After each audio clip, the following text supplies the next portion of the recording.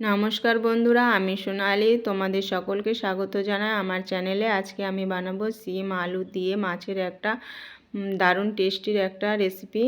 তো সেই জন্য দেখো এখানে আমি নিয়ে নিয়েছি সিমগুলো আমি কেটে নিচ্ছি।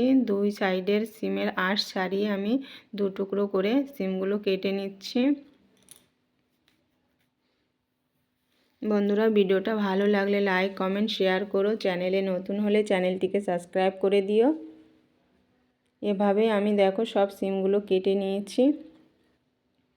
এখন আমি এখানে নিয়ে নিয়েছি দুটো নতুন আলু দুটোরও খোসা ছাড়িয়ে আমি কেটে নেব।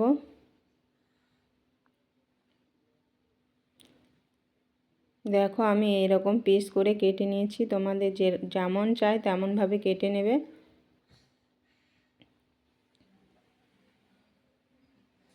আপনারা তো সিম আলুর রেসিপি অনেকভাবে রান্না করে খেয়ে দেখেছেন, এভাবে একবার খেয়ে দেখবেন।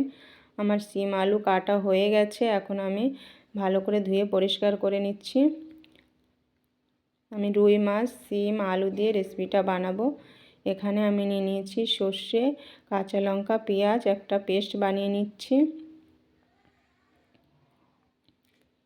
এদিকে আমি মাছটা ভেজে নেব, সেই জন্য গ্যাসে কড়াই বসিয়ে দিয়েছি। কড়াইতে দিয়ে দিলাম তেল।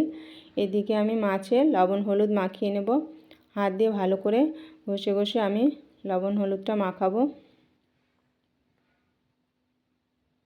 এদিকে আমার তেল গরম হয়ে গেছে, এখন আমি মাছের পিসগুলো তেলের মধ্যে দিয়ে দেব। আমি সব মাছ একবারে ভাজবো না, অল্প করে ভাজছি।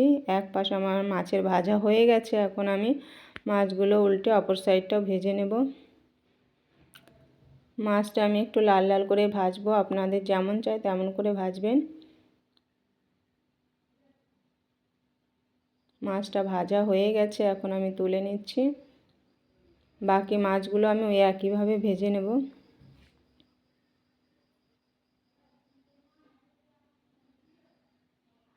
বাকি মাছগুলো আমার ভাজা হয়ে গেছে, তুলে নিয়েছি।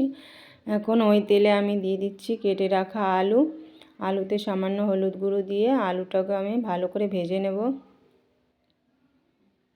শীতের গরম ভাতের সঙ্গে এই সিম আলু মাছের রেসিপিটা দারুণ টেস্টি লাগে, আপনারা বাড়িতে বানিয়ে খেয়ে দেখবেন।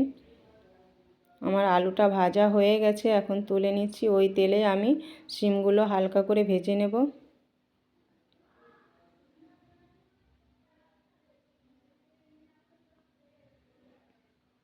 সিমটা আমার ভাজা হয়ে গেছে, এখন আমি তুলে নিচ্ছি।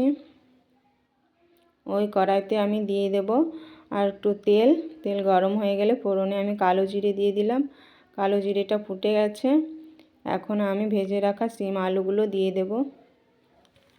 ভালো করে নাড়িয়ে চাড়িয়ে আমি দিয়ে দিচ্ছি লঙ্কা গুঁড়ো, স্বাদ মতো লবণ, হলুদ গুঁড়ো দিয়ে ভালো করে নেড়ে চেড়ে নেব।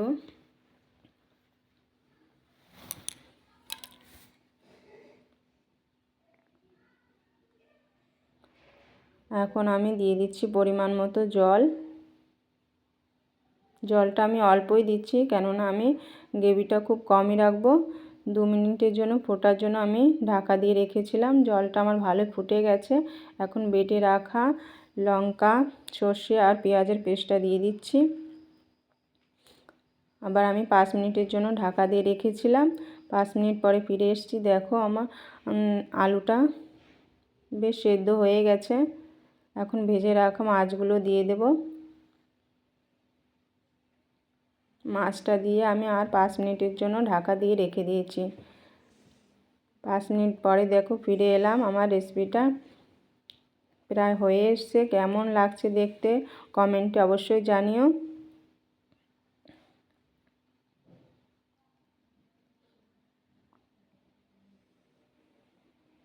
বন্ধুরা, আপনারা বাড়িতে একবার ট্রাই করে দেখবেন, খুবই টেস্টি হয় খেতে। আমার সিম আলু রেসিপিটা কমপ্লিট হয়ে গেছে, দেখো কেমন লাগছে কমেন্টে জানিও।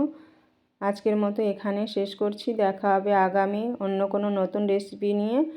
সকলে ভালো থাকবে, সুস্থ থাকবে। নমস্কার বন্ধুরা।